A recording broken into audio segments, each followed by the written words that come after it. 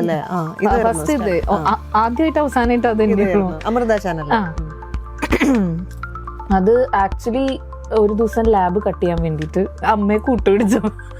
അമ്മയെ കൂട്ടുപിടിച്ചോ? അയ്യോ, അതായിരുന്നു എന്റെ റിയാലിറ്റി ഷോയുടെ എനിക്ക് വലിയ കുഴപ്പമുണ്ടായതും അത് എന്റെ ചാലഞ്ചിങ് ഭയങ്കര പ്രശ്നം അതായിരുന്നു. അതുകൊണ്ട് ഞാൻ അധികം ഓടിയില്ല, വേഗം തന്നെ പോന്നു. പണിയൊക്കെ ഇല്ല. ആദ്യമൊക്കെ എനിക്കുണ്ടായിരുന്നു അയ്യോ വലിയ സിംഗർ ആവണം, പിന്നെ പിന്നെ പിന്നെ പിന്നെ നമുക്ക് ചാൻസ് ഇല്ല എന്ന് പറയുമ്പോൾ നമ്മൾ ഓക്കെ, പിന്നെ നമ്മൾ നമ്മുടെ വഴി നോക്കും. ഈ 96 കോൾ എങ്ങനെയാ വന്നത്? ഈ മ്യൂസിക് മോജോ, അതിനകത്ത് രാസയ്യോ മനോഗതം ഈ പാട്ടൊക്കെ കേട്ട് ഞാൻ ഗോവിന്ദിന്റെ വൈഫ് എന്റെ ഫ്രണ്ടാ. അപ്പം എല്ലാവർക്കും ബ്രോഡ്കാസ്റ്റ് ചെയ്യുന്ന കൂട്ടത്തിൽ അങ്ങനെ രഞ്ജിനിക്കും ബ്രോഡ്കാസ്റ്റ് ചെയ്തു. അപ്പം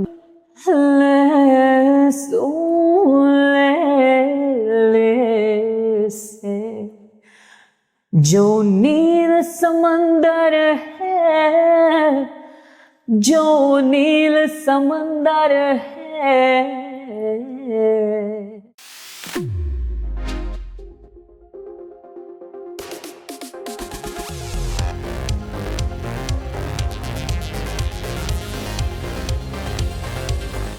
നമസ്കാരം. ഇന്നത്തെ നമ്മുടെ ഗസ്റ്റ്, ചില വോയിസ് ഉണ്ട് നമുക്ക് എത്ര കേട്ടാലും മനസ്സിൽ നിന്ന് ആ വോയിസ് പോവില്ല.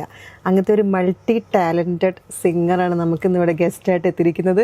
ഒരുപാട് നല്ല നല്ല പാട്ടുകൾ, അതും ഹിറ്റ് സോങ്സ്, മലയാളം, തെലുങ്ക്, കന്നഡ, തമിഴ് അങ്ങനെ ഒരുപാട് ഹിറ്റ് സോങ്സ് നമുക്ക് സമ്മാനിച്ച പ്ലേ ബാക്ക് സിംഗർ ഭദ്ര രചനാണ് നമുക്ക് ഇന്നിവിടെ ഗസ്റ്റായിട്ട് എത്തിയിരിക്കുന്നത്. Hi, welcome to the show. Thank you ചേച്ചി. പ്ലേ ബാക്ക് സിംഗർ എന്നുള്ള ടാഗിനെക്കാളും എനിക്കിഷ്ടം ഇൻഡിപെൻഡന്റ് ആർട്ടിസ്റ്റ്. കാരണം ഞാൻ അവിടെ നിന്നാ തുടങ്ങിയത്. എന്നിട്ടാണ് ഇൻഡിപെൻഡന്റ് ആർട്ടിസ്റ്റ് ആയിട്ടാണ് എല്ലാരും പ്ലേ ബാക്കിലേക്ക് എന്നെ വിളിച്ച്, പിന്നെ പ്ലേ ബാക്ക് റിയാലിറ്റി ഷോ മുതൽ അങ്ങനെ തുടങ്ങേണ്ടി വരും. റിയാലിറ്റി ഷോയിൽ എത്ര വയസ്സിലാണ് സ്റ്റാർട്ട് ചെയ്തത്? 21. അത് ഞാൻ കോളേജിൽ പഠിക്കുന്ന സമയത്ത്, എഞ്ചിനീയറിംഗ് പഠിക്കുന്ന സമയത്ത്. അന്ന് ആക്ച്വലി തുടങ്ങിയത് എങ്ങനെയാന്ന് വെച്ചാൽ കുഞ്ഞു കുട്ടിയാകുമ്പോൾ റിയാലിറ്റി ഷോ ചെയ്തിട്ടുണ്ടായിരുന്നു? ഇല്ല അല്ലേ? ഫസ്റ്റ് ഇത് ആദ്യമായിട്ട് അവസാനമായിട്ട് അത് അമൃത ചാനൽ. അത് ആക്ച്വലി ഒരു ദിവസം ലാബ് കട്ട് ചെയ്യാൻ വേണ്ടിട്ട് അമ്മയെ കൂട്ടുപിടിച്ചു. അമ്മയെ കൂട്ടുപിടിച്ചോ? അയ്യോ, അമ്മയുടെ അടുത്ത് ഞാൻ സോപ്പിട്ടു. അപ്പൊ എന്താ എനിക്ക് ലാബ് വയ്യപ്പോ. അപ്പൊ അമ്മയാണ് ഇതിൽ കണ്ടത്. അമൃതയില് അന്ന് ടി വിയിൽ എഴുതി കാണിക്കുമല്ലോ, നമ്മൾ എന്താ റിയാലിറ്റി ഷോയിൽ പങ്കെടുക്കണമെങ്കിൽ ഈ നമ്പർ മെസ്സേജ് ചെയ്യും, SMS അയക്കും. അങ്ങനെ അമ്മ മെസ്സേജ് അയച്ചു. എന്നിട്ട് അങ്ങനെ ചുമ്മാ ഒരു ദിവസം ലാബ് കട്ട് ചെയ്യാൻ വേണ്ടിട്ട് ഞാൻ പോയി. അല്ലെങ്കിൽ അന്ന് ലാബിലായിരുന്നെങ്കിൽ ഞാൻ ചിലപ്പോ പോവില്ല, അപ്പല്ലേ ഉണ്ടായിരുന്നെങ്കിൽ ഞാൻ പോവില്ല. അപ്പം ലാബ് കട്ട് ചെയ്ത് അമ്മയുടെ കൂടെ നമ്മുടെ എറണാകുളത്ത് BTH വെച്ചായിരുന്നു ഫസ്റ്റ് ഓഡിഷൻസ്. അവിടെ പോയി ജസ്റ്റ് പാടി ഫസ്റ്റ് റൗണ്ട് കിട്ടി. അപ്പം ഫസ്റ്റ് റൗണ്ടിൽ ഏത് പാട്ടാ പാടിയത്? ഏതിൽ അങ്ങനെയൊക്കെ ചോദിച്ചാൽ എനിക്ക് ഓർമ്മയില്ലായിരുന്നു. മയ്യാമയ്യ ഉണ്ടെന്ന് തോന്നുന്നു അപ്പോഴും. മയ്യാമയ്യ, അതെ മയ്യാമയ്യ ഉണ്ട്. പിന്നെ ഏതാ എനിക്ക് ഓർമ്മയില്ല, എന്തിലോ പാടി. അപ്പോ അത് കഴിഞ്ഞിട്ട് പിന്നെ അച്ഛൻ അന്ന് ട്രിവാൻഡ്രത്ത് വർക്ക് ചെയ്യുക, ലെജിസ്ലേറ്റീവ് കോംപ്ലക്സിന്റെ കൺസ്ട്രക്ഷൻ. അപ്പൊ അച്ഛൻ അതിന്റെ എഞ്ചിനീയർ ആയിരുന്നു. അപ്പൊ അങ്ങനെ അവിടെ വർക്ക് ചെയ്യുന്ന സമയത്ത് അച്ഛൻ പോകുന്ന സമയത്ത് ചുമ്മാ ട്രിവാൻഡ്രത്ത് പോണ കൂട്ടത്തില് ഞങ്ങളും ചാടിക്കയറി വണ്ടിയിലിരുന്ന് അങ്ങനെയാണ് സെക്കൻഡ് ഓഡിഷന് പോയത്. സെക്കൻഡ് ഓഡിഷന് പോയി, അതും കിട്ടി. അത് കിട്ടിയത് എനിക്ക് അറിയില്ലായിരുന്നു. അതെന്താന്ന് വെച്ച് കഴിഞ്ഞാൽ കിട്ടും അങ്ങനെ പ്രതീക്ഷ ഒന്നും ഉണ്ടായില്ല. ഞാനും അമ്മ എന്നിട്ട് അച്ഛൻ തിരിച്ചു വരണ കൂട്ടത്തിൽ തിരിച്ചു വന്നു.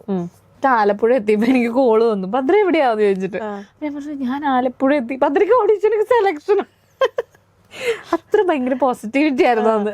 കിട്ടില്ല, പിന്നെ എന്തിനാ അവിടെ പാടും ചെയ്തു, സമയം വെറുതെ കളയണ്ട വെച്ചിട്ട് അങ്ങനെ തിരിച്ച്. ഐ മീൻ 2 ദിവസം കഴിഞ്ഞിട്ട് പിന്നെ ഞാൻ ചോദിച്ചു എനിക്ക് 2 ദിവസം ഇത് തരണം, ഞാൻ തിരിച്ചു വരാൻ പറഞ്ഞിട്ട്. അപ്പത്തേക്ക് അവിടെ പിള്ളേർക്ക് ഗ്രൂമിംഗ് ഒക്കെ തുടങ്ങി.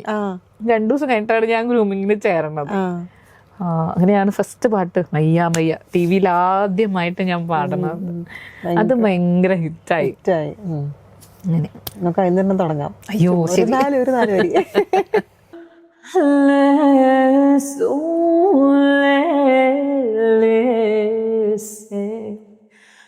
जो नील समंदर है,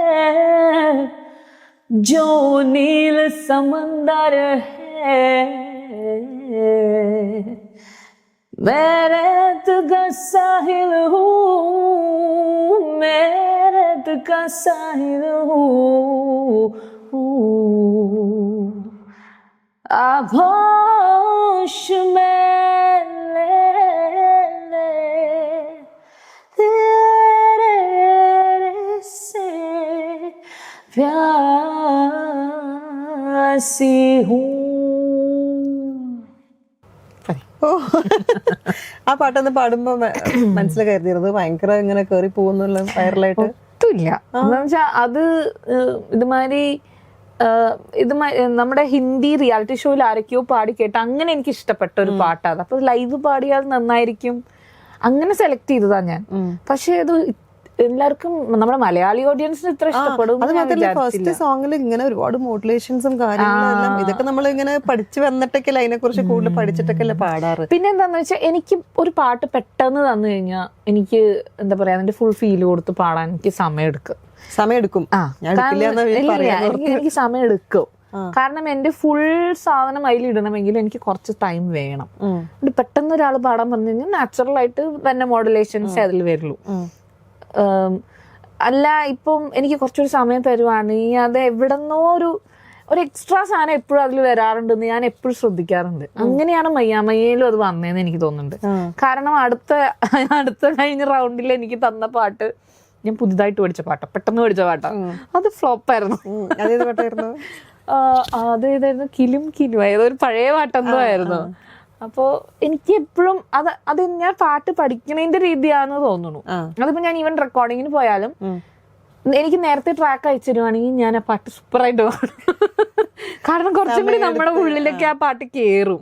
പിന്നെ ലിറിക്സും എനിക്ക് ഭയങ്കര ഇമ്പോർട്ടന്റ് ആണ്. നമ്മൾ ലിറിക്സിനനുസരിച്ചാണല്ലോ മോഡുലേറ്റ് ചെയ്യണതും ഒക്കെ. പെട്ടെന്ന് ഒരു പാട്ട് തരുവാ ലിറിക്സും തരുവാണെങ്കിൽ പോയി പണി വാളി. പെട്ടെന്ന് തരുവാണെങ്കിലും സമയം എടുക്കും പഠിക്കാൻ വേണ്ടി. കുറച്ചും കൂടി എനിക്ക് കുറച്ചും കൂടി ട്രാക്ക് ഒക്കെ നേരത്തെ തരുവാണെങ്കിൽ കുറച്ചും കൂടി ഈസിയാണ് എനിക്ക് പാടാനായിട്ട്. പെട്ടെന്ന് റെക്കോർഡിങ്ങും തരും. പക്ഷെ അല്ലെങ്കിൽ പ്രശ്നം. റിയാലിറ്റി ഷോയിലൊക്കെ പാട്ട് പഠിക്കാൻ എത്ര സമയം എടുക്കും? അപ്പൊ അവിടെ നിന്ന് പെട്ടെന്ന് അതെ അതെ അതായിരുന്നു എന്റെ റിയാലിറ്റി ഷോയുടെ എനിക്ക് വലിയ കുഴപ്പമുണ്ടായതും അതെ എന്റെ ചാലഞ്ചിങ് ഭയങ്കര പ്രശ്നം അതായിരുന്നു. അതുകൊണ്ട് ഞാൻ അധികം ഓടിയില്ല, വേഗം തന്നെ പോന്നു.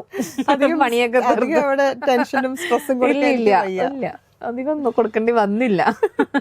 എനിക്ക് ആകെ സ്ട്രെസ് ഉണ്ടായിരുന്നത് എന്റെ തേർഡ് സെമസ്റ്റർ എക്സാം, ഒരു ദിവസം എക്സാം, അടുത്ത ദിവസം ഷൂട്ടിങ്, അടുത്ത ദിവസം എക്സാം, അടുത്ത ദിവസം ഷൂട്ടിങ്. ഞാൻ ട്രിവാൻഡ്രം എറണാകുളം ഷട്ടിലായിരുന്നു. പക്ഷെ അതുകൊണ്ട് എന്തെല്ലാം സെമസ്റ്റർ പൊട്ടി പാളി, പാട്ടും ഇല്ല പഠിത്തവും ഇല്ലാണ്ടായിപ്പോ.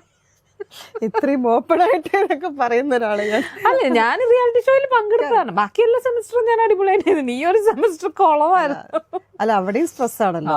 രണ്ടും കൂടെ എനിക്ക് എന്താ ചെയ്യണ്ടേന്നായിപ്പോയി. ഇപ്പൊ മനസ്സിലായി ഏതെങ്കിലും ഒന്ന് എനിക്ക് ഇപ്പൊ പറ്റുള്ളത്. ഇപ്പൊ ഈ ഇൻഡസ്ട്രിയിൽ തന്നെ വളരെ യുണീക്ക് ആയിട്ടുള്ള ഒരു സൗണ്ട് ആണല്ലോ. അത് സ്റ്റാർട്ടിങ്ങിൽ അതൊരു സ്ട്രെങ്ത് ആയിട്ട് തോന്നിയോ അതോ അത് ഗ്രാജുവലി ആണ് മനസ്സിലായത് എന്റെ സൗണ്ട് ഒരു യുണീക്ക് ആണ്? അല്ലെങ്കിൽ ഒരു ഞാൻ പെട്ടെന്ന് ഫിലിമിൽ വന്ന് പാടിയ ആളല്ല. കാരണം എന്താന്ന് വെച്ചാൽ ആദ്യം എനിക്ക് കുറേ ഞാൻ പാടുന്ന ട്രാക്സോ അല്ലെങ്കിൽ ആദ്യം പാടി തുടങ്ങി. പിന്നെ ആദ്യം തൊട്ട് ഞാൻ ട്രാക്ക് പാടിയത് ദീപക് സാറിന് വേണ്ടിയിട്ടാ. ക്രിസ്ത്യൻ ബ്രദേഴ്സ് എന്ന് പറഞ്ഞ പടത്തില് ഈ പാട്ടില്ലേ, കണ്ണും കണ്ണും നെഞ്ച് സ്വപ്നക്കൂട്, അതാണ് എൻ്റെ ഫസ്റ്റ് ട്രാക്ക് പാടിയത്. അപ്പം അന്ന് അത് പാടിയപ്പോൾ തന്നെ കുറേയൊക്കെ നമുക്ക് എങ്ങനെയാണ് ഇൻഡസ്ട്രിയിൽ സൗണ്ട് ചെയ്യേണ്ടത്, അന്നൊന്നും ഈ ബേസ് വോയിസ് അത്ര ഇല്ല എന്ന് തോന്നുന്നു. അപ്പം എന്താന്ന് വെച്ച് കഴിഞ്ഞാൽ ഈ എന്താ പറയാ, എൻ്റെ സൗണ്ട് എനിക്കറിയാം ബേസ് ആണ്, അല്ലെങ്കിൽ കണ്ടംപററി സോങ്സ്, ഫോക്ക് സോങ്സിന് അങ്ങനത്തെ സോങ്സിന് നല്ലതാണ് മെലഡീസ്. പക്ഷെ ബേസ്ഡ് ഓൺ ഉള്ള മെലഡീസിനൊക്കെ നല്ലതാണെന്ന് അറിയാം. പക്ഷെ അന്ന് അങ്ങനത്തെ പാട്ടുകളൊക്കെ ഭയങ്കര കുറവാണ്. അപ്പൊ എന്താന്ന് വെച്ച് കഴിഞ്ഞാൽ എന്നോട് ഞാൻ പലർക്കും ഡെമോസ് കൊടുത്തപ്പോൾ അവരൊക്കെ എന്നോട് പറഞ്ഞിട്ടുണ്ട്, ഭദ്ര കർണാട്ടിക് പാടണമെന്നല്ലേ, ക്ലാസിക്കൽ പാടിയാൽ മതി, ക്ലാസിക്കൽ പാടിയാൽ മതി, കുറെ പേര് എന്നോട് പറഞ്ഞിട്ടുണ്ട്. അപ്പോ ആദ്യമൊക്കെ അത് ഭയങ്കര ചലഞ്ചിങ് ആയിരുന്നു. നമ്മുടെ വോയിസ് രജിസ്റ്റർ ചെയ്ത് കിട്ടുക എന്നുള്ളത് ഒരു ഭയങ്കര ശ്രമകരമായ ഒരു തോട്ടായിരുന്നു. പക്ഷെ ആ സമയത്ത് എനിക്ക് ആദ്യമൊക്കെ എനിക്ക് ഉണ്ടായിരുന്നു അയ്യോ വലിയ സിംഗർ ആവുന്നു. പിന്നെ പിന്നെ പിന്നെ പിന്നെ നമുക്ക് ചാൻസ് ഇല്ല എന്ന് പറയുമ്പോൾ നമ്മൾ ഓക്കെ, പിന്നെ നമ്മൾ നമ്മുടെ വഴി നോക്കും. അങ്ങനെയാണ് നമ്മൾ ഇൻഡിപെൻഡന്റ് ഇതിനകത്തേക്ക് എത്തിയത്. അപ്പം എന്റെ വോയിസ് രജിസ്റ്റർ ആയി. ആ ഒരു 2-3 സോങ്സും കൊണ്ട് എന്റെ വോയിസ് രജിസ്റ്റർ ആയി. അപ്പൊ തന്നെ എനിക്ക് കുറെ ഓപ്പർച്യൂണിറ്റീസ് വന്നു. അങ്ങനെയാണ് പ്ലേ ബാക്കിൽ വരുന്നത്. ഓക്കെ, അതാ നേരത്തെ പറഞ്ഞത് ഫസ്റ്റ് വന്നത് ഇൻഡിപെൻഡന്റ്. അതെ. അതിന്റെ കൂടെ കവർ സോങ്സും ചെയ്യാറുണ്ടായിരുന്നു. അത് നമ്മൾ ആ ഒരു സീസൺ മാത്രം ചെയ്തതാ മ്യൂസിക് മോജോ. നമ്മൾക്ക് ആ സമയത്ത് കവേഴ്സും ചെയ്യായിരുന്നു. അതുകൊണ്ട് അതിന്റെ കൂടെ അങ്ങനെ ചെയ്തതാണ് മ്യൂസിക് മോജോ. ഇപ്പം പറഞ്ഞില്ല അച്ഛൻ അല്ല അമ്മയാണ് ഇതിന് കൊടുക്കുന്നത് റിയാലിറ്റി ഷോയിൽ. അമ്മ സിംഗറാണ്, അമ്മയാണ് ഫസ്റ്റ് അല്ലേ? മ്യൂസിക്കൽ ഫാമിലിയിൽ നിന്നാണ് വരുന്നത് അല്ലേ? അമ്മയും അമ്മയുടെ അനിയത്തിയും എല്ലാവരും ക്ലാസിക്കൽ മ്യൂസീഷ്യൻസ് ആണ്, കർണാട്ടിക് മ്യൂസീഷ്യൻസ് ആണ്. അമ്മ കോളേജിൽ പഠിച്ചതും മ്യൂസിക് തന്നെയാണ് മെയിൻ പഠിച്ചത്, ഡിഗ്രി ചെയ്തതും. അങ്ങനെ. പക്ഷെ ഭദ്ര കർണാട്ടിക്കും അതിന്റെ കൂട്ടത്തിൽ ഹിന്ദുസ്ഥാനിയും എടുത്തിട്ടുണ്ട്. കർണാട്ടിക് ഞാൻ അമ്മയുടെ അടുത്ത് നിന്ന് പഠിച്ചു. പിന്നെ നമുക്കറിയാലോ അമ്മമാരുടെ അടുത്ത് നിന്ന് എന്തോരം മക്കൾ പഠിക്കുന്നുള്ളത്.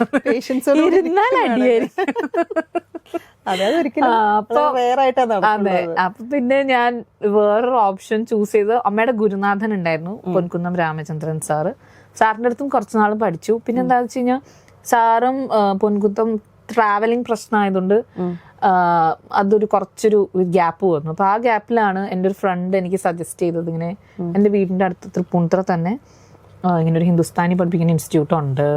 അപ്പൊ അതാകുമ്പോൾ കുറച്ചും കൂടി കൂടുതൽ പുതിയൊരു സാധനം നമുക്ക് എക്സ്പ്ലോർ ചെയ്യാനൊരു ഇൻട്രസ്റ്റ് ഉണ്ടാവും. അപ്പൊ അങ്ങനെ അത് ബേസ് മുതൽ പഠിക്കാമെന്ന് വിചാരിച്ചിട്ട് അങ്ങനെ ഹിന്ദുസ്ഥാനിയിലേക്ക് പോയതാ. അപ്പൊ എൻ്റെ അടുത്ത് അവിടെയുള്ള ഒരു ചേട്ടനാണ് എൻ്റെ അടുത്ത് പറഞ്ഞത്, കർണാട്ടിക്കും ഹിന്ദുസ്ഥാനി രണ്ടും ഒരുമിച്ച് പോവില്ല. എയ്തർ യു ഹാവ് ടു എന്താ പറയാ ഹിന്ദുസ്ഥാനി ഉപേക്ഷിക്കണം, പഠിക്കേണ്ട വെക്കണം, അല്ലെങ്കിൽ കർണാട്ടിക് ഫുൾ ഉപേക്ഷിക്കണം. ഉപേക്ഷിക്കണം ഇൻ ദ സെൻസ് കേക്കൽ കുറച്ച് നിർത്തണം, ലിസണിങ് ടു കർണാട്ടിക് മ്യൂസിക് കുറയ്ക്കണം എന്ന് പറഞ്ഞു എന്നോട്. അപ്പൊ ഞാൻ ആദ്യം എനിക്കതൊരു ഭയങ്കര അയ്യോ എന്താ ഞാൻ നമ്മൾ ഇത്രയും കാലം പഠിച്ചു വന്ന നമ്മുടെ ബ്ലഡിലുള്ള ഒരു സാധനം അത്. അപ്പൊ അതെങ്ങനെ എന്നൊക്കെ ഇങ്ങനെ വിചാരിച്ചു. പക്ഷെ അങ്ങനെ ഒരു റിസ്ക് എടുക്കാമെന്ന് ഞാൻ വിചാരിച്ചു. എങ്ങനെ ഉണ്ടാവും, റിസൾട്ട് എന്തായിരിക്കും എന്ന് വിചാരിച്ചിട്ട് അങ്ങനെ ഞാൻ കർണാട്ടിക് കേക്കല് കുറച്ചധികം കാലം ഞാൻ നിർത്തി. പകരം സാറ് കുറേ പഴയ ഉസ്താദ് എന്താ ഗുലാം അലി ഖാൻ, പിന്നെ ഉസ്താദ് ബഡേ ഗുലാം അലി ഖാൻ സാബിന്റെ, പിന്നെ അങ്ങനെ കുറേ ആൾക്കാരെ സജസ്റ്റ് ചെയ്തു. അപ്പൊ യൂട്യൂബിലിരുന്ന് ഇതൊക്കെ കേൾക്കും സ്ഥിരമായിട്ട്, ഇത് തന്നെ അങ്ങനെ കേട്ട് പിന്നെ ഹിന്ദുസ്ഥാനി എന്താ പറയാ ആ ഒരു ഹിന്ദുസ്ഥാനിയുടെ ടച്ച് വരാൻ കുറച്ച് സമയം എടുക്കും. നമ്മൾ കർണാട്ടിക്കിൽ നിന്ന് മാറി. കർണാട്ടിക് നമ്മളെപ്പോഴാണെങ്കിലും നമ്മൾ പാടുമ്പോൾ നാച്ചുറൽ സിംഗിങ്ങിൽ കർണാട്ടിക് വരും. അപ്പൊ അതിനെ മാറ്റി നിർത്തിയിട്ട് ഹിന്ദുസ്ഥാനി സ്റ്റൈലാക്കാൻ കുറച്ച് നാളെടുത്തു. ഇപ്പോഴും കംപ്ലീറ്റ് ആയി ഞാൻ പറയില്ല, എന്നാലും കാരണം ഇപ്പൊ നമ്മളെല്ലാം കേൾക്കുന്നുണ്ട്. അപ്പൊ അതുകൊണ്ട് എല്ലാം കേറി അത് കറക്റ്റാണ്. അപ്പൊ ഹിന്ദുസ്ഥാനിൽ എനിക്ക് തോന്നുന്നു ചില സാക്ക ഒരു മാസം തന്നെ കൊണ്ടുപോകുന്നു. അത് റഷീദ് ഖാൻ സാബിന്റെ ഇന്റർവ്യൂവിൽ ഞാൻ കേട്ടിട്ടുണ്ട്. ഒരു മാസം സാ മാത്രം, അടുത്ത മാസം രീ മാത്രം പഠിച്ചു വരുമ്പോഴേക്കും നമ്മളൊരു ഏജ് ആയിട്ട്. അതെന്താന്നറിയോ, ഇപ്പൊ നമുക്ക് എക്സസൈസ് തരും എങ്ങനെയാന്ന് വെച്ചാൽ സാ പടം സാ എന്ന് പറയും. അപ്പൊ സാ അടുത്തത് ധ കോമൾ ധ എന്ന് പറയാം. അപ്പൊ കോമൾ ധ പാടണം. അത് നമ്മൾ സരിഗമപദ അത് പാടാൻ പാടില്ല. സാ കഴിഞ്ഞ പിന്നെ കോമൾധായ പാടാനുള്ളൂ. അതൊരു എക്സസൈസ് ആണ്. അങ്ങനെ പാടാൻ പറ്റണം. അപ്പൊ അതൊക്കെ ഈ കണ്ടിന്യൂസ് ഒരു മാസം സാ പാടി കഴിയുമ്പോൾ അത് ഭയങ്കര രജിസ്റ്റർ ആവും. പിന്നെ ധാ പാടാൻ പറഞ്ഞാൽ എന്താ എളുപ്പം, ഒരു മാസം ധാ പാടിയത് എന്താ പാടിയത് എന്താ ചോദിക്കും. ഇത് രണ്ടും ഇങ്ങനെ ബാലൻസ് ചെയ്ത് കൊണ്ടുപോകാൻ ഭയങ്കര ചാലഞ്ചിങ് ആയിരുന്നു ഉണ്ടാവുമല്ലോ അല്ലെ? അത് ഭയങ്കര ആ ഒരു സ്ട്രഗിൾ എന്ന് പറഞ്ഞു കഴിഞ്ഞാൽ മെന്റലി നമുക്കൊരു സ്ട്രഗിളാണ്. കാരണം ഇത്രയും കാലം നമ്മൾ കേട്ടോണ്ടിരുന്ന ഒരു സാധനം ഉപേക്ഷിച്ചിട്ട് പുതിയൊരു സാധനം അത് നമ്മൾ മനഃപൂർവ്വം ഇരുന്ന് കേൾക്കണം. നമുക്ക് സാറ് പറയും 75% ലിസണിങ്ങും ബാക്കി 25% ഉള്ളു ലേണിംഗ് എന്ന് പറയുന്നത്. ഒരു ഗുരുനാഥന്റെ അടുത്ത് നിന്ന് കേൾക്കുക എന്ന് പറയുന്നത്. ബാക്കി 75% ലിസണിങ് ആണ്. ഈ 75% നമ്മള് എന്താ പറയാ, എനിക്ക് കേൾക്കണം എന്താന്ന് മനസ്സിലാവണില്ല, പക്ഷെ നമ്മൾ മനഃപൂർവ്വം കേൾക്കൂലേ. അങ്ങനെ കേട്ട് പിന്നെ നമുക്ക് വർഷങ്ങൾ എടുത്തിട്ടായിരിക്കും അങ്ങേര് പാടിയത് എന്താന്ന് പിന്നെ ആയിരിക്കും മനസ്സിലാവുക ഒരു സാധനം. അപ്പൊ സാറ് ഒരു പൾട്ടയൊക്കെ പാടി തന്നിട്ട് ഞങ്ങളുടെ അടുത്ത് പറയും ഇത് ബഡേ ഗുലാം അലി ഖാൻ സാബിന്റെ പൾട്ടയാന്നൊക്കെ പറഞ്ഞ് ഞങ്ങൾ വിചാരിക്കും ഇതേത് പൾട്ട. അത് കഴിഞ്ഞ് പക്ഷെ നമ്മൾ ഈ ഗുലാം അലി ഖാൻ സാബിന്റെ ഒരു സ്റ്റൈല് കേട്ട് കഴിഞ്ഞാൽ നമുക്ക് പിന്നെ സാറ് പറഞ്ഞു കഴിയുമ്പോൾ മനസ്സിലാവും, പെട്ടെന്ന് മനസ്സിലാവും. ഒരു വർഷം 2 വർഷത്തോളം അദ്ദേഹത്തിന്റെ പാട്ട് കേട്ടിട്ട് പിന്നെ സാർ അത് പറഞ്ഞു തരുമ്പോൾ നമുക്കത് മനസ്സിലാവും, ഓ ഇത് ബഡേ ഗുലാം അലി ഖാൻ സാബിന്റെ പൾട്ട പോലത്തെ പൾട്ടയാ. അപ്പൊ ആ ഒരു ടൈം ഉണ്ടല്ലോ, അതൊരു ക്ഷമ വേണം. പേഷ്യൻസ് ഭയങ്കര ഇമ്പോർട്ടന്റ് ആണ്. നമ്മൾ ഹിന്ദുസ്ഥാനി പഠിക്കുവാണെങ്കിൽ കർണാട്ടിക്കിലും വേണം, പക്ഷെ ഹിന്ദുസ്ഥാനിക്ക് അത് കുറച്ച് കൂടുതലാണെന്ന് എനിക്ക് ഫീൽ ചെയ്തിട്ടുണ്ട്. കാരണം ധൃതിയില്ല. കർണാട്ടിക്കിലാണെങ്കിൽ നമ്മള് രാഗമൊക്കെ പാടുവാണെങ്കിലും ഒരു രാഗത്തിൽ നിന്ന് മാറി ഇപ്പൊ ഒരു മെയിൻ പാടി കഴിഞ്ഞു കഴിഞ്ഞാൽ പിന്നെ എന്താ പറയാ അടുത്ത രാഗം കൂടി വന്ന ഒരു അരമണിക്കൂർ 1 മണിക്കൂറൊക്കെ അല്ലേ ഒരു രാഗം ഉണ്ടാവുള്ളൂ. അത് കഴിഞ്ഞാൽ പിന്നെ കുഞ്ഞു കുഞ്ഞു രാഗം വേഗം വേഗമാവും. ഹിന്ദുസ്ഥാനി അങ്ങനെയല്ല, ഒരു രാഗം എടുത്ത് കഴിഞ്ഞാൽ 2 മണിക്കൂറൊക്കെ ചിലപ്പോൾ പാടേണ്ടി വരും. ഒരു കൺസേർട്ടിന് ചിലപ്പോൾ ഒരു രാഗം ഉണ്ടാവുള്ളൂ. അല്ല, ഇപ്പൊ 2 മണിക്കൂർ വോക്കൽ സ്ട്രെയിൻ ഒക്കെ നല്ലോണം വരും. അതപ്പോ നമ്മുടെ പ്രാക്ടീസ് മാറ്റണം. പ്രാക്ടീസാണ് നമ്മുടെ എന്താ പറയാ ആയുധം. അത് നമ്മള് ചെയ്തേ പറ്റുള്ളൂ. ഹിന്ദുസ്ഥാനിയിൽ അത് ഭയങ്കര ഇമ്പോർട്ടൻ്റ് ആണ്. അതൊക്കെയാണ് എനിക്ക് ഹിന്ദുസ്ഥാനി ഒരു തൊണ്ടവഴക്കം വരണമെങ്കിൽ അത് ഞാൻ എത്ര സ്ട്രഗിൾ ചെയ്തു. ഇപ്പോഴും എന്നോട് കുറെ പേര് പറയും കർണാട്ടിക് പഠിച്ചൂടെ, എന്തിനാ ഹിന്ദുസ്ഥാനി പഠിക്കണം? അപ്പൊ ഇത്ര നാളും ഞാൻ ഈ 15 വർഷം എടുത്ത എഫേർട്ട് വെറുതെ ആയില്ലേ? എനിക്ക് ഞാൻ എത്ര എഫേർട്ട് എടുത്തു, ഞാൻ എത്ര സ്ട്രഗിൾ ചെയ്തു എന്ന് എനിക്ക് അവരെ ബോധിപ്പിക്കാൻ പറ്റിയില്ലല്ലോ. ഈ 15 വർഷത്തെ എഫേർട്ട് അതൊരു ഭയങ്കര നമ്മൾ അതിനു വേണ്ടി ഡെഡിക്കേറ്റ് ചെയ്യാന്ന് പറഞ്ഞു കഴിഞ്ഞാൽ അതൊരു ഭയങ്കര സംഭവമാണ്. ഞാൻ സംഭവമല്ല, അങ്ങനെ ചെയ്യണം പലരും ഉണ്ട്. കോളേജിംഗ് ഒക്കെ എവിടെന്നാ കഴിഞ്ഞത്? ഞാൻ മോഡൽ എഞ്ചിനീയറിംഗ് കോളേജ് തൃക്കാക്കര. ഈ engineering by profession, music by passion, അത് എങ്ങനെ വന്നു? ലൈക്ക് അതിലേക്ക് ഒരു എന്താ പറയാ, അബദ്ധത്തിൽ ഞാൻ കുറച്ച് പഠിക്കുമായിരുന്നു. പക്ഷെ ആക്ച്വലി എഞ്ചിനീയറിംഗ് പാസ്സായി. എന്റെ ചേച്ചി ആർക്കിടെക്ട്. അപ്പം ചേച്ചിയുടെ പാത പിന്തുടരണം, ആർക്കിടെക്ട് ആവണം അല്ലെങ്കിൽ എഞ്ചിനീയർ. അച്ഛൻ സിവിൽ എഞ്ചിനീയർ. അപ്പം എഞ്ചിനീയർ ഫാമിലിയാണ്, അച്ഛൻ എഞ്ചിനീയറാ. അപ്പൊ അങ്ങനെ ഒരു പിന്നെ എന്താന്ന് വെച്ച് കഴിഞ്ഞാൽ അമ്മ മ്യൂസീഷ്യൻ ആയിട്ടും അമ്മയ്ക്ക് ജോലി ഒന്നും അമ്മ പോവില്ല. ലൈക്ക് അച്ഛൻ ദൂരെയായിരുന്നു ജോലി. അപ്പൊ എപ്പോഴും നമ്മള് പിള്ളേരെ നോക്കണത് മുഴുവൻ അമ്മയായിരുന്നു. അപ്പം അമ്മ കച്ചേരിയൊക്കെ ചെയ്യുമായിരുന്നു. പക്ഷെ ഒരിടെ ആയപ്പോഴത്തേക്കും പിന്നെ അമ്മ അത് നിർത്തി, ഫുള്ളി ഇൻടു ഫാമിലി ആയി. അപ്പൊ അച്ഛനും അമ്മയ്ക്കും ആ കാര്യത്തില് എനിക്ക് കുറച്ച് വിശ്വാസക്കുറവുണ്ട്. ഞാനും പാട്ടൊക്കെ പഠിച്ചു പോയി കഴിഞ്ഞു കഴിഞ്ഞാൽ അതേമാതിരി ആയിപ്പോ എന്നുള്ളൊരു തോട്ട് പ്രോസസ്സ് അത് എല്ലാ പാരന്റ്സിനും ഉണ്ടാവും, അവനവന്റെ മക്കൾ ഇതാവണം എന്നുള്ളത്. അപ്പോൾ അങ്ങനെ അച്ഛൻ പറഞ്ഞു എന്തായാലും എഞ്ചിനീയറിംഗിന് അല്ല +2 അത്യാവശ്യം നല്ല മാർക്ക് ഉണ്ടായിരുന്നു, എബവ് 90 ഉണ്ടായിരുന്നു. അപ്പൊ എന്തായാലും നമുക്ക് പഠിക്കാം, ഇത് മറ്റു സൈഡാക്കി കൊണ്ടുപോകാന്ന് പറഞ്ഞു. അത് കഴിഞ്ഞ് സെക്കൻഡ് ഇയർ ആണ് ഈ ഒരു ചിന്ത വന്നത്, റിയാലിറ്റി ഷോ. അതോടുകൂടി എല്ലാം മാറി. പിന്നെ മനസ്സിലായി എഞ്ചിനീയറിംഗ് അല്ല എന്റെ വഴി, മ്യൂസിക് ആണ്. അത് എഞ്ചിനീയറിംഗിന്റെ ഉഴപ്പി മ്യൂസിക് മെയിനായി. പിന്നെ എന്താ വെച്ചാൽ ആ സമയത്തെ കുഞ്ഞു കുഞ്ഞു റെക്കോർഡിങ്സും ട്രാക്കായിട്ടും അങ്ങനെയൊക്കെ റെക്കോർഡ് ചെയ്ത് തുടങ്ങിയപ്പോ നമുക്ക് പൈസയും വന്നു തുടങ്ങി, ചെറിയ ഇൻകം അപ്പൊ തന്നെ തുടങ്ങി. അപ്പൊ പിന്നെ വിചാരിച്ചു ഓക്കെ എഞ്ചിനീയറിംഗ് സൈഡാക്കി. അപ്പൊ അങ്ങനെ എഞ്ചിനീയറിംഗ് വിട്ടു, പാസ്സായി. ജസ്റ്റ് സർട്ടിഫിക്കറ്റ് മേടിച്ചു. പ്ലേസ്മെന്റിന് പോലും ഇരുന്നില്ല, കാരണം മ്യൂസിക് ആണ് എന്റെ വഴിന്ന് എനിക്ക്. അതിലോട്ട് പോയി കഴിഞ്ഞപ്പോ ഇത് ട്രാക്ക് മാറും അല്ല, 100% ഉറപ്പായിരുന്നു. സെക്കൻഡ് ഇയർ മുതലേ തീരുമാനിച്ചു ഇതാണ് എന്റെ വഴി. അപ്പൊ അതുകൊണ്ട് എഞ്ചിനീയറിംഗ് പഠിച്ചോന്ന് വെച്ചാൽ പഠിച്ചു, അത്രേ ഉള്ളൂ. ഒരു സീറ്റ് അതെ, വെറുതെ എടുത്തോന്ന് വെച്ചാൽ എടുത്തു എന്ന് പറഞ്ഞ പോലെ. ഫസ്റ്റ് ഡെബ്യൂട്ട് തമിഴ് പടത്തിലല്ലേ? 96 ഹിറ്റ്. എനിക്ക് തോന്നുന്നു ഞാനിങ്ങനെ നോക്കാറുണ്ട് ഇൻസ്റ്റാഗ്രാമിൽ, ഇതൊക്കെ ഈ കുട്ടി പാടിയ പട്ടണം ഇവിടെ അതൊക്കെ ഒളിപ്പിച്ച് വെച്ചിരിക്കുന്നത്. ഞാനിപ്പം എന്നെ ചെയ്ത ഇന്റർവ്യൂസിലൊക്കെ ഞാൻ പറഞ്ഞിട്ടുണ്ട് ഞാൻ മാർക്കറ്റിംഗില് സീറോ ആണ്.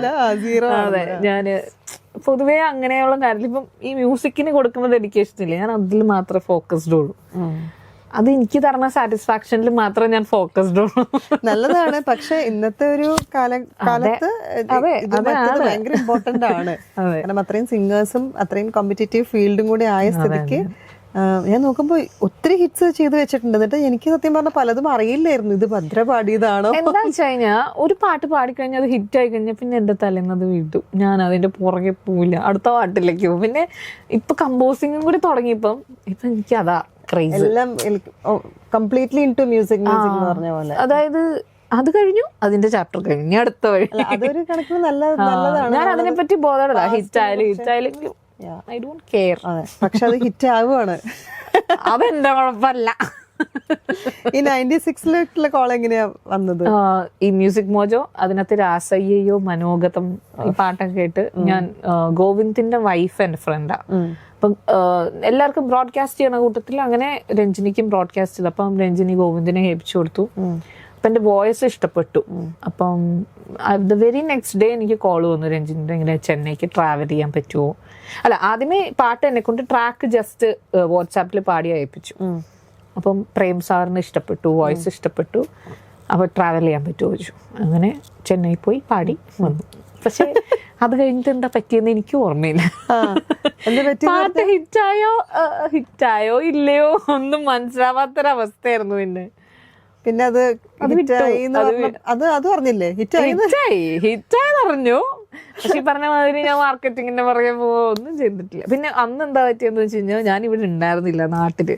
ഒരു 3 മാസത്തേക്ക് ഹസ്ബൻഡിന്റെ കൂടെ പുറത്ത് അവിടെയൊക്കെ പോയി കറങ്ങിയടിച്ച് വന്നപ്പോഴത്തേക്ക് ഇവിടെ സിനിമയൊക്കെ ഹിറ്റായി, തിയേറ്ററിൽ ഹിറ്റായി, പാട്ട് ഹിറ്റായി പോയി. കണ്ടില്ല ഇപ്പൊ തിയേറ്ററിൽ പോയിട്ട് പാട്ട്? ഇല്ല, 96 കണ്ടു. പക്ഷെ അത് അവസാനത്തെ ഡേയ്സിലാണ് കണ്ടത്. First movie, hit movie. നമുക്കറിയില്ലല്ലോ ഹിറ്റ് ആവുന്നില്ലയോ, പാടുമ്പോഴും അറിഞ്ഞിരുന്നില്ല അല്ലെ. അപ്പൊ തമിഴൊക്കെ എങ്ങനെയാ പഠിച്ചത് ചെന്നൈട്ട്? തമിഴ് നമുക്ക് കുറെ പാട്ടുകൾ പാടിയുള്ള എക്സ്പീരിയൻസ് അങ്ങനെ. അതിൽ ആ കാതല എന്നുള്ള പോർഷൻസിലും ഉണ്ടായിരുന്നോ? ഞാൻ അന്താതി എന്ന് പറഞ്ഞൊരു പാട്ട്, അതിനകത്ത് കാതലെ ചിന്മയുടെ കൂടെ പാടിയത്. ചിന്മയി പാടിയിട്ടില്ല, ഞാൻ ആ പോർഷൻ പാടിയ അന്താതിയില്. കാതല എന്നുള്ള ആ ഒരു ഭാഗത്തും ഉണ്ടായിരുന്നു. അതെ, ആ പോർഷൻ അതാണ് ഫുൾ പാടിയാണ്. നമുക്ക് ആ പോർഷൻ എനിക്ക് ഭയങ്കര ഇഷ്ടമുള്ളൊരു സോങ് ആണത്. അതെ, നെവർ എൻഡിങ്ങിൽ വല്ലാത്തൊരു ഫീലല്ല ആ ഒരു സ്റ്റോറി എന്ന് പറഞ്ഞിട്ടുണ്ടെങ്കിൽ. നെവർ എൻഡിങ് ലവ് സ്റ്റോറി എന്നൊക്കെ പറഞ്ഞ പോലെ. അടുത്ത ഭാഗം വരാൻ പോണ്ടെന്ന് കേട്ടു. അതല്ലേ, എനിക്ക് പബ്ലിക്കിലേക്ക് ഇറങ്ങുമ്പോ എനിക്ക് പേടിയാ. എനിക്ക് ആൾക്കാരെ ഡീൽ ചെയ്യാൻ ഭയങ്കര പ്രശ്നമാണ്. അന്ന് എനിക്ക് കോള് വന്നപ്പോൾ എന്നോട് പറഞ്ഞത് ഭദ്ര ട്രാവൽ ചെയ്യണം, ഇങ്ങനെ വിജയ് സേതുപതി, തൃഷ അവരുടെ പടമാണെന്ന് മാത്രം വന്നത്. അതിന്റെ എക്സൈറ്റ്മെന്റിൽ ഞാൻ കയറി പാടിയതാണോ. എനിക്കൊരു കോള് വന്നു, ഹിഷാമ വിളിക്കണേ. ഈ പാട്ട് ഓൾറെഡി ഹിറ്റ് ആയല്ലോ 96. അത് കഴിഞ്ഞിട്ടാണ്. അതെ, അപ്പം ഇങ്ങനെ എനിക്കൊരു വോയിസ് നോക്കാൻ വേണ്ടിയിട്ടാണ്. ഒരു പാട്ടുണ്ട്, അപ്പം ഹൃദയം പടത്തിലാണ്. അപ്പൊ അതിനകത്ത് മറ്റേ അവസാനം സ്വരം വരുന്നുണ്ടല്ലോ, അത് ഞാൻ പാടിയതാ. അപ്പൊ അവിടെ സ്വരം വേണമെന്ന് പറഞ്ഞപ്പോ ഞാൻ പൾട്ടാ പാടി. അപ്പം വിനീതേട്ടന്റെ ഒരു ആക്ഷൻ യെസ്, അത് ഞാൻ കണ്ടപ്പോ തീരുമാനിച്ചേ ഈ പാട്ട് കൺഫേം ആയി. ആ രാസയ്യോ പാട്ട് എനിക്ക് ഭയങ്കര ഇഷ്ടമുള്ള പാട്ടാണ്. രാസയ്യോ എങ്ങനെയാ ഹിറ്റായ, എന്റെ ജീവിതം മാറ്റിമറിച്ച ഒരു പാട്ടാണ് രാസയ്യോ.